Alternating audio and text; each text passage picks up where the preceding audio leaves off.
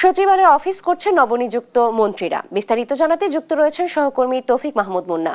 মুন্না, আজ তো মন্ত্রীদের দ্বিতীয় কর্মদিবস, কি কি তথ্য রয়েছে আজকের কার্যদিবস সম্পর্কে বিস্তারিত জানাবেন আমাদেরকে।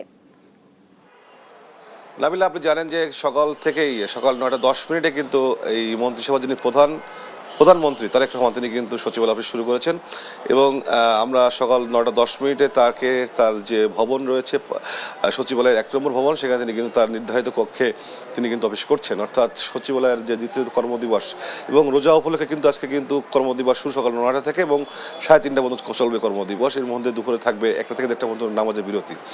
সকালে কিন্তু প্রধানমন্ত্রী অফিস শুরু করেছেন এবং অন্যান্য মন্ত্রীরা আমরা দেখেছি যে 10টা সাড়ে 10টার মধ্যে তারা কিন্তু অবস্থান নিয়েছেন এবং পর্যায়ক্রমে কিন্তু তারা কিন্তু অফিসে এসেছেন। এবং অর্থাৎ দ্বিতীয় কর্মদিবসে যদি বলতে চান যে এখনও কিন্তু আনুষ্ঠানিকতা পর্ব চলছে, শুভেচ্ছা বিনিময়, মত বিনিময়, ফুল গ্রহণ, অর্থাৎ আনুষ্ঠানিকতার যে ধারাবাহিকতা সেটি কিন্তু এখনো চলছে। হয়তো আরও 2-1 দিন বাদে আসলে যে পুরোপুরি যে কর্মযোগ্য সেটি কিন্তু শুরু হবে। যদিও আমরা গতকালকে কিন্তু ক্যাবিনেটের যে প্রথম সভা অনুষ্ঠিত হয় সেখানে কিন্তু প্রধানমন্ত্রী তারেক রহমান স্পষ্ট কিছু বার্তা দিয়েছেন এবং তিনি তার ক্যাবিনেট অর্থাৎ মন্ত্রিপরিষদকে স্পষ্ট বলেছেন যে দুর্নীতির কোনো ধরনের ছাড় দেওয়া হবে না, দুর্নীতিমুক্ত একটি ক্যাবিনেটের কথা তিনি বলেছেন। এবং পাশাপাশি চলতি যে শুরু হলো রমজান মাস, সেই রমজান মাসে দ্রব্যমূল্য নিয়ন্ত্রণের, বাজারের দাম নিয়ন্ত্রণ তিনি কিন্তু স্পষ্ট বার্তা দিয়েছেন এবং এ বিষয়ে কঠোর হওয়ার কিন্তু কথা বলেছেন।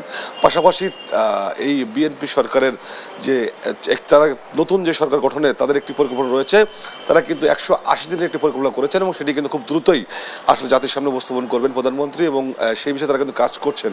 পাশাপাশি যদি আপনাকে বলে রাখতে চাই আপনাকে নাবিলা, যে ফ্যামিলি কার্ড, কৃষক কার্ড, সেসব বিষয়েও কিন্তু আসলে নির্দেশনা দিয়েছেন এবং দ্রুত সময়ের মধ্যে সেগুলো বাস্তবায়ন এবং মানে সেগুলো নিয়ে তাদের যে পরিকল্পনা সেগুলো তারা কিন্তু অবশ্যই তারা দ্রুত করবেন বলে তারা কিন্তু গতকালকে ক্যাবিনেটে কিন্তু প্রধানমন্ত্রী নির্দেশনা দিয়েছেন। এবং যে কোনো কাজের ক্ষেত্রে স্বচ্ছতাকে তারা কিন্তু প্রায়োরিটি দিচ্ছেন।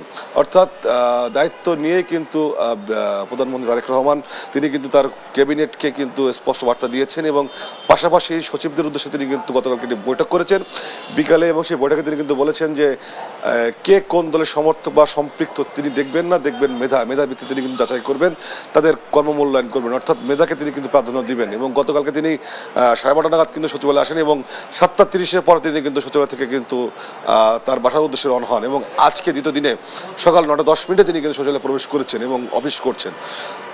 নাবিলা, বলা যেতে পারে যে দায়িত্ব নেওয়ার পরপরই কিন্তু বিএনপির চেয়ারম্যান তারেক রহমান প্রধানমন্ত্রী তিনি কিন্তু পুরোপুরি কিন্তু কর্মযজ্ঞে কাজ করা শুরু করেছেন এবং তার যে মন্ত্রিসভার সদস্যরা তারা কিন্তু আমরা দেখছি সকাল থেকেই কিন্তু বিভিন্ন মন্ত্রণালয়ের মন্ত্রী তারা কিন্তু আসা শুরু করেছেন এবং তাদের কাজ শুরু করেছেন এবং তাদের যে আনুষ্ঠানিকতা পর্ব আমরা আজকেও দেখেছি।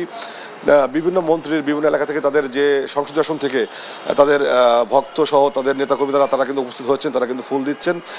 কিছু সময় পূর্বে স্বরাষ্ট্রমন্ত্রী কিন্তু উপস্থিত হয়েছেন এবং ধর্মমন্ত্রী উপস্থিত হয়েছেন।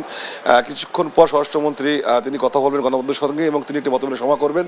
সেখানে তিনি তার মন্ত্রণালয়কে বার্তা দিবেন আগামীর যে কী কাজ করবেন এবং তাদের সেই পরিকল্পনা নিয়ে। পাশাপাশি সমস্ত মন্ত্রীরাই কিন্তু তাদের নিজ নিজ দপ্তরে যোগদান করে তারা কিন্তু কাজ করছেন এবং একটি কর্মমুখর দিন দ্বিতীয় দিবস হলেও তারা কিন্তু পুরোপুরি কর্মযোগ্য শুরু করে দিয়েছেন এবং তাদের সেই 180 দিনের যে পরিকল্পনা সামনে রেখে তারা কিন্তু কাজ করছেন এবং দ্রব্যমূল্য যে নিয়ন্ত্রণ এবং দুর্নীতি বন্ধ এবং স্বচ্ছতা সেই সামনে রেখে তারা কিন্তু কাজ করছেন।